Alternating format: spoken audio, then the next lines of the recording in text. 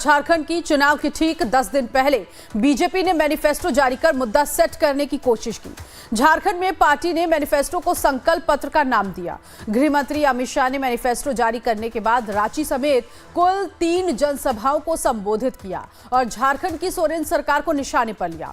अमित शाह का सोरेन पर सियासी हमले से पहले जानिए कि बीजेपी के संकल्प पत्र में क्या क्या खास है। अमित शाह की ओर से जारी संकल्प पत्र में सबसे ऊपर है रोटी, बेटी और माटी। अमित शाह ने आरोप लगाया कि मौजूदा सोरेन सरकार झारखंड की अस्मिता यानी रोटी, बेटी, माटी को बचाने में फेल साबित हुई है।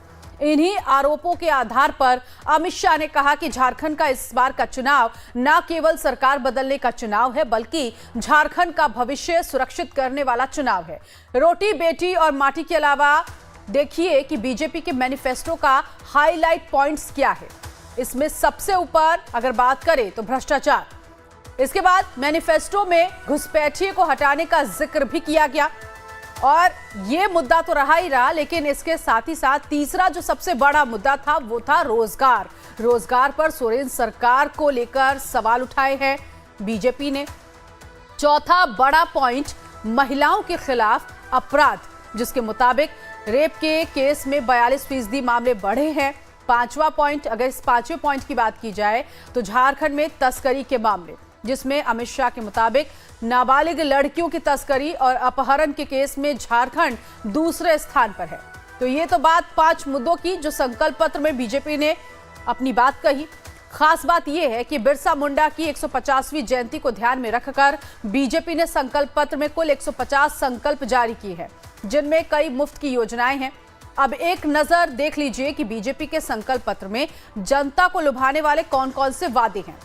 अगर बात की जाए बीजेपी के वादों की तो देखिए, गोगो दीदी योजना के तहत हर महिला के खाते में 2100 रुपए दिए जाएंगे और ये हर महीने दिए जाने का संकल्प लिया गया।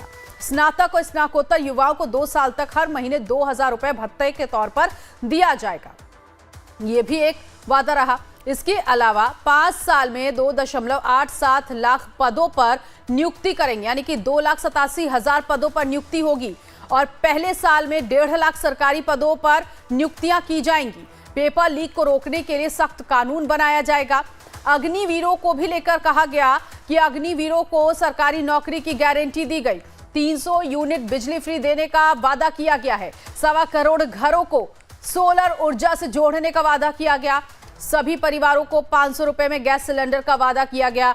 साथ ही त्योहार के वक्त 2 बार फ्री में गैस सिलेंडर दिया जाएगा और आदिवासी परिवारों को आयुष्मान योजना से जोड़ा जाएगा, यानी कि 5 लाख तक का इलाज जो है वो मुफ्त आदिवासी परिवारों को मिल पाएगा। तो संकल्प पत्र में ये 5 जो बड़े वादे हैं वो किए गए हैं। और इसके साथ ही साथ आपको बता दें कि बीजेपी के अब जो हाई प्रोफाइल उम्मीदवार हैं, जिनके लिए बीजेपी के दिग्गज चुनावी प्रचार कर रहे हैं, अपने हाई प्रोफाइल उम्मीदवारों के लिए जनता से वोट की अपील कर रहे हैं, उसमें सीता सोरेन का नाम। सीता सोरेन सीएम हेमंत सोरेन की भाभी हैं। जामताड़ा से उन्हें चुनावी मैदान में उतारा गया है। अगली कैंडिडेट जगन्नाथपुर से गीता कोड़ा है, जो कि मधु कोड़ा की पत्नी है। ये भी हाई प्रोफाइल कैंडिडेट है। और इसके साथ ही साथ बीजेपी के जो अगले कैंडिडेट है वो है चंपई सोरेन। जेएमएम का साथ छोड़ने के बाद सरायकेला से चुनावी कैंडिडेट है चंपई सोरेन। पूर्व सीएम भी रह चुके हैं। धनबाद से बाबूलाल मरांडी, जो कि बीजेपी के प्रदेश अध्यक्ष है, पूर्व सीएम रहे हैं और इनके लिए भी जो दिग्गज है चुनाव प्रचार करते हुए दिखाई दे रहे हैं। पोटका से मीरा मुंडा है, जो कि अर्जुन मुंडा की पत्नी है। तो ये वो हाई प्रोफाइल चेहरे बीजेपी के, जिन पर बीजेपी को काफी उम्मीदें हैं। और अब इन हाई प्रोफाइल जो उम्मीदवार हैं, इनकी साख दांव पर लगी है। झारखंड 2019 के परिणाम की बात करें तो झामुमो को 30 सीट मिली थी। 25 सीटों पर बीजेपी को जीत हासिल हुई थी। इसके अलावा कांग्रेस ने 16 सीटों पर जीत हासिल की थी। ये 2019 के परिणाम हम आपको बता रहे हैं, जिसमें जेवीएम 3 सीटें उसे मिली थी, आजसू को 2 सीटें मिली थी, आरजेडी 1 सीट पर और अन्य के खाते में 4 सीटें गई थी। तो ये झारखंड का समीकरण हमने समझने की कोशिश की है कि 2019 का परिणाम क्या रहा। और अब 2024 की अगर बात करें तो यहाँ पर महागठबंधन के साथ साथ बीजेपी के साथ का जो गठबंधन है, दोनों ही पार्टियों में बड़ी चुनौती है। एनडीए के लिए भी चुनौती इस वक्त काफी ज्यादा है। और इसके साथ ही साथ आपको बता दें कि यहाँ पर जेएमएम के साथ गठबंधन में जो पार्टियां हैं उनके लिए भी काफी चुनौतियां। खास मेहमान इस वक्त हमारे साथ जुड़ गए हैं, जल्दी से इंट्रोडक्शन दे देते हैं। राकेश तोमर इस वक्त हमारे साथ जुड़े हैं। राजेश तोमर इस वक्त हमारे साथ संवाददाता है। नवीन उपाध्याय वरिष्ठ पत्रकार हमारे साथ है। भूपेंद्र धर्मानी जी वरिष्ठ पत्रकार इस वक्त हमारे साथ जुड़ गए हैं। आप सभी लोगों का बेहद स्वागत है। लेकिन इस वक्त मुझे स्क्रीन पर राजेश तोमर नजर आ रहे हैं। सबसे पहले उनके पास चलते हैं। आज संकल्प पत्र राजेश जारी किया गया बीजेपी की तरफ से।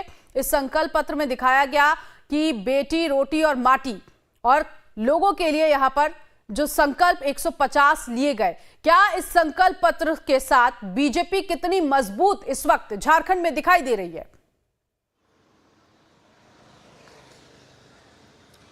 देखिए ऋतु, अगर आप पूरे राज्य की बात करें तो भाजपा के लिए ये स्टेट जो है, इस स्टेट में उनके पहले से कैडर वोट रहे हैं और यहाँ पर उनका जो वर्चस्व है वो कहीं से भी कम नहीं रहा था। अगर आप वोट शेयरिंग की बात करें, अगर पिछले 2019 में, तो भाजपा को वोट शेयर में बहुत नुकसान नजर नहीं आया था।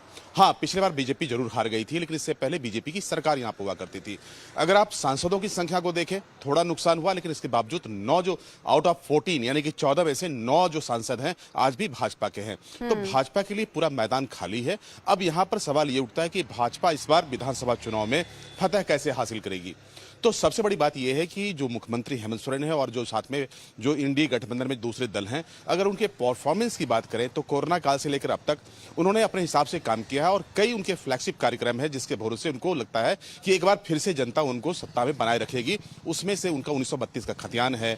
अगर आप कोर्ट की बात करें तो शरणागत धर्म कोर्ट की उन्होंने बात की है। इसके अलावा ओल्ड पेंशन योजना उन्होंने लागू की थी। हाल के दिनों में मैया सम्मान योजना उन्होंने शुरू की, जिसका कि बहुत अच्छा रिस्पॉन्स उनको मिला। तो अगर आप लोगों से बात करेंगे तो उनको हेमंत सोरेन के पीछे नाराजगी का बहुत ज्यादा कोई वजह नजर नहीं आता। लेकिन सवाल अब भाजपा के लिए है कि जो जमीन उनकी पहले छूट गई थी, उस जमीन को वापस ऊपर यहाँ पर फिर से वापस करना चाहते हैं और 2024 में भाजपा एक बार फिर से काबिज होना चाहती है। ठीक है, इसको लेकर भाजपा ने जो मैनिफेस्टो तैयार किया है उसको अगर आप गौर से देखें। जी जी नीतू। ठीक है, मैं आती हूँ आपके पास। नवीन जी भी हमारे साथ है। नवीन जी, अगर हरियाणा चुनाव की बात करें तो हरियाणा चुनाव में बीजेपी को हमने देखा कि किसान सम्मान निधि योजना के तहत किसानों को पैसे बांटे गए और उसका फायदा भी हमने हरियाणा चुनाव में बीजेपी के लिए देखा है। लेकिन इस बीच अगर हम आज झारखंड की बात करें, बिरसा मुंडा की 150वीं जयंती 15 नवंबर को पीएम नरेंद्र मोदी झारखंड में होंगे। आदिवासियों को साधने की यहां पर बड़ी चुनौती तो दिख रही है। लेकिन आज जो संकल्प पत्र जारी किया गया बीजेपी की तरफ से, क्या आपको लगता है आदिवासियों को बीजेपी कितना साध पाएगी? देखिए, सबसे पहले तो हम ये कहना चाहेंगे कि आज से 3 दिन पहले प्राइम मिनिस्टर ने जिस तरीके से इस पूरे फ्रीबी कल्चर पर कटाक्ष किया था और कांग्रेस को इसके लिए दोषी ठहराया था और कहा था कि कांग्रेस किस तरह के ये जो रेबड़ियां घोषित कर रही हैं वो स्टेट बैंकरप्ट होते जा रहे हैं, 3 दिन के बाद उन्हीं की पार्टी जिस तरह के मैनिफेस्टो उन्होंने लागू किए हैं वो भरे हुए हैं केवल इन चीजों से कि कैसे वोटर को खरीदा जाए, कि अमाउंट टू ब्राइबरी, जो सुप्रीम कोर्ट में जो मामला उठाया भी गया है कि क्या ये ब्राइबरी के समान है। पहला तो ये चीज कि सारे मापदंड को तोड़ दिया गया है।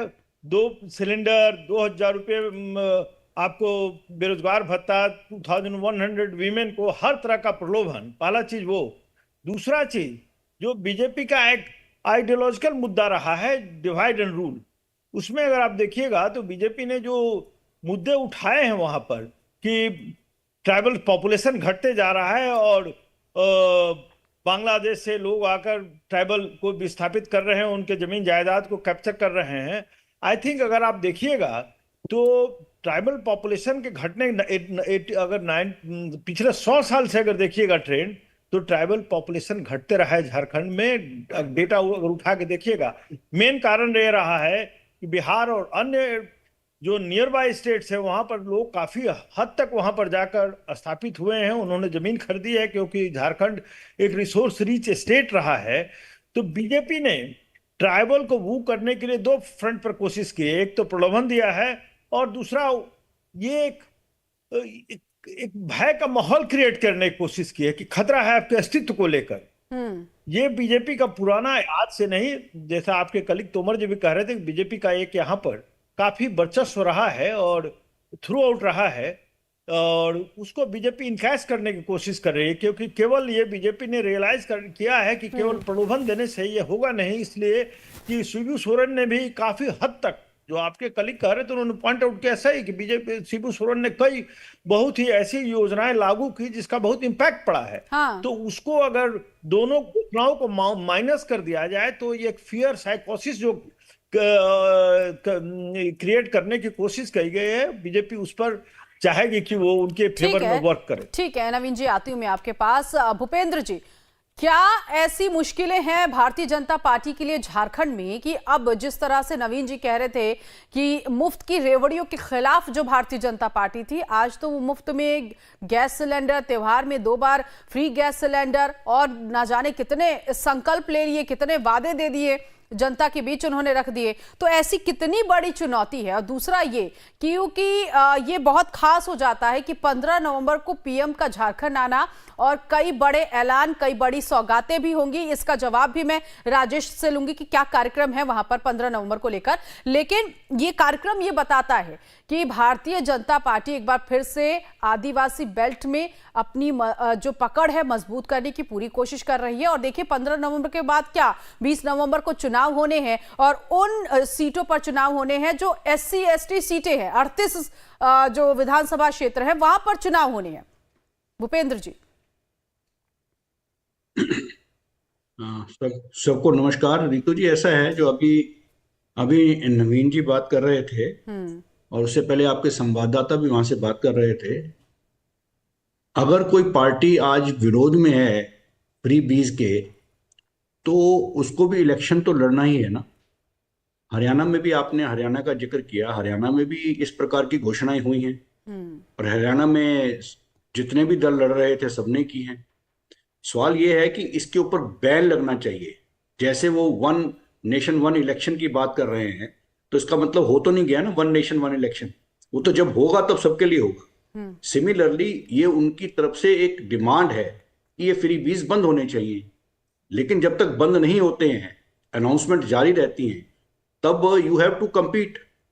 इसलिए मुझे लगता है कि ये तो बेमानी बातें हैं कि बीजेपी उसके खिलाफ है, फिर भी वो घोषणाएं कर रही हैं। वो घोषणाएं करेंगे, जब तक सब कर रहे हैं तो वो भी करेंगे, और वो देने की स्थिति में होंगे तो देंगे भी। जैसे अभी हरियाणा का जिक्र हुआ, तो हरियाणा में नायब सैनी जी ने ये कहा कि मैं ओथ लेते ही सबसे पहला काम 24-25 हजार जो इन्होंने नौकरियां रुकवाई हुई हैं वो दूंगा, और उन्होंने दी, आते ही दी।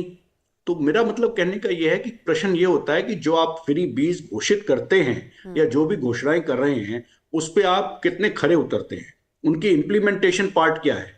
अब जैसे आप अगर देखें पंजाब के अंदर या हिमाचल के अंदर, वहां पे उन्होंने फ्री बीज घोषित किया, लेकिन वो अभी दे नहीं पाए।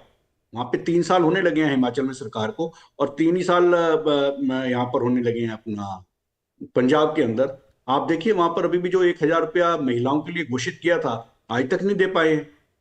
ऐसे ही वहां पर कैसे इकोनॉमिक क्राइसिस है हिमाचल में, वो सबको मालूम है, किस प्रकार सैलरी नहीं दी जा रही है। अब ये जो चीजें आज दी हैं, जैसे यूनिफॉर्म सिविल कोड, इसमें कौन सा फ्री बी है, ये वो इंप्लीमेंट करने की बात कर रहे हैं। आप 5 लाख एम्प्लॉयमेंट अपॉर्चुनिटीज, अब मैं फिर रिपीट कर रहा हूं, अपॉर्चुनिटीज की बात कही गई है। 5 लाख अपॉर्चुनिटीज का मतलब है सरकारी नौकरी नहीं। हम मतलब आपको रोजगार उपलब्ध करवाने की साधन उपलब्ध करवाएंगे कि 5 लाख नौकरियां की अपॉर्चुनिटी रहे। इसी प्रकार आप अगर वो कहें कि ट्राइबल राइट्स की बात को हम सिक्योर करेंगे और जो उनके बॉर्डर्स हैं उनको सिक्योर करेंगे, तो इसमें कोई गलत नहीं है।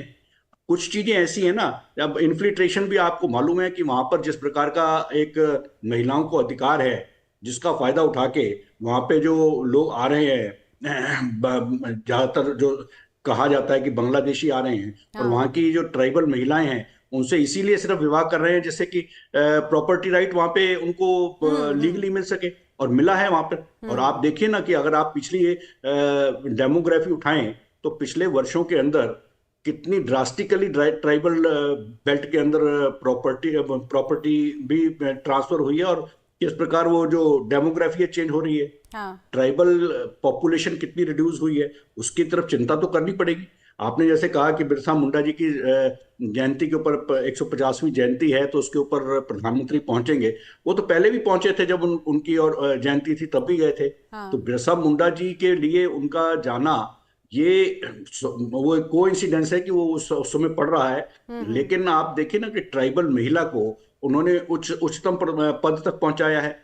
तो जो ट्राइबल एरिया है, आपको मालूम है कि झारखंड एक ऐसा एरिया है जहां पर ट्राइबल्स के लिए, उनकी सिक्योरिटी के लिए किसी भी सरकार को चिंतित होना चाहिए। और मुझे लगता ठीक है है। कि वो चिंता जो है वो स्वाभाविक है, और अगर वो नीतू, करते हैं हाँ, मैं तो मैं आती हूँ राजेश, मुझे आपके लगता है पास कि आती हूँ। हाँ। वहाँ की पॉपुलेशन जो है, वहाँ की जो लोकल पॉपुलेशन है, हाँ। उसके अधिकार को सुरक्षित करना है। इसी प्रकार जो 2100 रुपया महिलाओं के लिए ठीक है। प्रति मंथ डिपॉजिट किया जाएगा, हाँ। उनको दिया नहीं जाएगा, लेकिन राह उनके इस बार खातों में आसान डिपॉजिट नहीं है किया भारतीय जाएगा। जनता पार्टी के लिए। एक तो है ना? 2019 का भी तो इस जो प्रकार सबक है। इस प्रकार की जो अनाउंसमेंट है, हाँ। गवर्नमेंट जॉब की जब बात आती है जी, तो उन्होंने जी। कहा है कि अगले साल नवंबर तक हम 2.87 लाख जो पड़ी है नौकरी, वो हम रिलीज करेंगे और उस पर अपॉइंटमेंट करेंगे। तो इस प्रकार के 21 लाख हाउसेज जो है, वो तो आपको पता ही है, सरकार की, सेंट्रल गवर्नमेंट की अनाउंसमेंट है।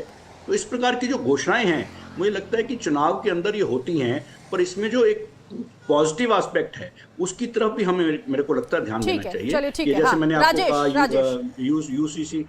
जी नीतू, नीतू जी। नवीन जी हैं, भूपेंद्र जी हैं, हम उसको दो चीजें यहाँ पे बताना चाहते हैं कि झारखंड को समझने के लिए जो यहाँ की डेमोग्राफी है, जो यहाँ का टोपोलॉजी है, अगर आप देखें तो जो बांग्लादेशी घुसपैठ का मामला है वो संथाल का मामला है।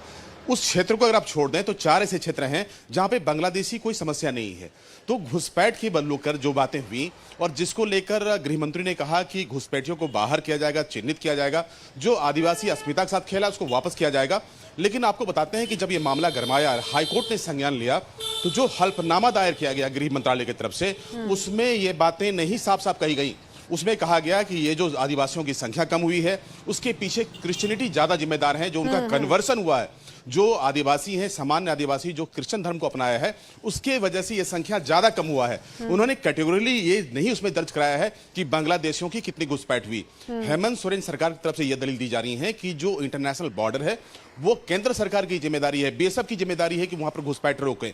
हमारे पास जो जिम्मेदारी वो सौंप रहे हैं, हम तो सिर्फ 5 साल से या उससे पहले थे जब उनकी सरकार थी, तब इस दिशा में क्या काम कराए गए।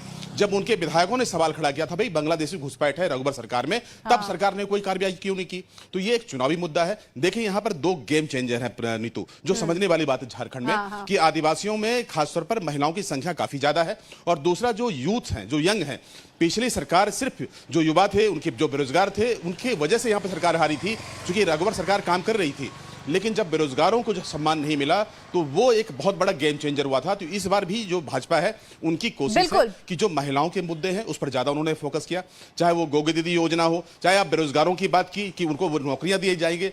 तो यहां पर जो गारंटी दी जा रही है, एक तरह से अगर ये दोनों ऑडियंस को भाजपा ने टारगेट कर लिया तो भाजपा के लिए एक गेम चेंजर हो सकता है। और बिल्कुल यही दो गेम चेंजर हैं जो कि जेएमएम के लिए भी बड़ी चुनौती है। देखिए इन दिनों जिस तरह से कल्पना सोरेन मैया योजना को लेकर अलग अलग जगहों पर पहुंची, चुनावी जनसभा किया, बहुत टफ फाइट हो जाता है। यहाँ पर महिलाओं के लिए जो बड़ी सौगातें भारतीय जनता पार्टी की तरफ से आई हैं, लेकिन देखना यही है कि क्या इन दोनों ही तरफ से, चाहे आप गोगो योजना की बात कर ले या फिर आप मैया योजना की बात कर ले, इन योजनाओं के सहारे ये जो तमाम पार्टियां हैं, जेएमएम की बात की जाए या बीजेपी की बात की जाए, क्या महिलाओं का जो वोट बैंक है उसमें फर्क आएगा पिछले 2019 चुनाव से? नवीन जी देखिए, ये महिलाओं को एक कैटेगरी के रूप में आप नहीं देख सकते हैं। ट्राइबल महिलाएं जो हैं उनके वोटिंग प्रेफरेंसेस जो हैं वो डिफरेंट हैं। ट्राइबल महिलाओं का झुकाव, मेरा मानना है कि नियरली मैंने ह्यूज ऑलमोस्ट 2/3 जो रहेगा वो जेएमएम के पक्ष में रहेगा, क्योंकि जो भी पिछले बार भी जो इलेक्शन हुए थे उसमें 1 या 2 सीट को छोड़ दीजिएगा तो जो ट्राइबल रिजर्व सीट्स थे उसमें सारे जेएमएम शिफ्ट कर गया था। तो ट्राइबल महिलाओं का झुकाव, मेरा मानना है कि जेएमएम के तरफ रहेगा। जो आउटसाइडर्स हैं उनके वोटिंग प्रेफरेंसेस अलग रहेंगे, उनके महिलाओं के झुकाव, मेरा मानना है कि अर्बन क्षेत्र में जो महिलाएं हैं वो बीजेपी वोट करती हैं। तो महिलाओं को एक मोनोलिथ के रूप में हम लोग देख नहीं सकते हैं। लेकिन तो उनके वोटिंग प्रेफरेंसेस अलग रहेंगे। एक और मुद्दे पर हम कहना पॉइंट आउट करना चाहेंगे, क्लैरिफाई करना, क्योंकि ये जो एक बोगी क्रिएट किया जा रहा है कि झारखंड में ट्राइबल पॉपुलेशन घटते जा रहा है। झारखंड को हमने कई सालों तक कवर किया है, और अगर जो भी बात कही जा रही है उसका कोई आधार होना चाहिए। पिछले 25-30 साल का अगर डेटा कोई निकाल कर हमको दिखा दे कि झारखंड में ट्राइबल पॉपुलेशन घटा है, तो हम तैयार हैं उससे डिबेट करने के लिए। कोई ट्राइबल पॉपुलेशन नहीं घटा है। और दूसरा एक चीज जो कि बार बार कहा जा रहा है पिछले एक सप्ताह से डिबेट्स में, डिफरेंट डिबेट्स में, ये रेवड़ी कल्चर को लेकर कि बीजेपी अपना डिलीवर कर पाती है और दूसरे स्टेट नहीं कर पाते हैं, for example states like Karnataka और हिमाचल प्रदेश। तो पहले तो हम क्लेरिफाई करना चाहेंगे कि हिमाचल ने सैलरी अपना दे दिया है, किसी तरह का इशू नहीं है। हिमाचल ने जो ढेर सारे अपॉइंटमेंट किए थे उसमें सबसे पहला था old pension scheme, they have implemented. जो उन्होंने प्रॉमिस किया था जो स्टाइपेंड देने का, वो भी दे रहे हैं। लेकिन सबसे बड़ा मुद्दा कहाँ है कि बीजेपी डिस्क्रिमिनेट करती है। बीजेपी रूल्ड स्टेट है, उनको आप काफी पैसा देते हैं। आप हिमाचल का अगर आप देखिएगा तो 16th फाइनेंस कमीशन के सामने हिमाचल प्रदेश के चीफ मिनिस्टर ने प्ली किया है कि हमारा 9,400 रुपीज आप रोक कर रखे, उसको रिलीज कीजिए। बंगाल का सिमिलर सिचुएशन है। लेकिन जहां तक बीजेपी रूल्ड स्टेट का सवाल है तो 60,000 करोड़ रुपया बजट से आप दे रहे हैं आंध्र प्रदेश को, 60,000 करोड़ रुपया आप दे रहे हैं इसको बिहार को। और आप जो है तो आप अपोजिशन रूल्ड स्टेट है उसको स्टार्व करते हैं कि वो अपने वेलफेयर मेजर्स को नहीं इंप्लीमेंट कर पाए। इशू वहां पर है। ये इशू रेवड़ी कल्चर का नहीं, इशू है कि किस तरह से फेडरलिज्म की धज्जी उड़ाई जा रही है। ठीक है, लेकिन भूपेंद्र जी तो इस संकल्प पत्र, इस मैनिफेस्टो में पॉजिटिव एस्पेक्ट्स देख रहे हैं और अच्छी बात है, अपना अपना नजरिया है। लेकिन इसी तरह का मैनिफेस्टो तो पिछली बार भी जारी किया गया था। हाँ, जो फ्रीबीज की बात की जा रही है नवीन जी की तरफ से, उसमें बदलाव हमने देखा है। लेकिन 2019 में भी आप देखिए 25 सीटें भारतीय जनता पार्टी के खाते में आई थी। आपको लग रहा है कि इस बार ज्यादा से ज्यादा सीटें बीजेपी ले लेगी?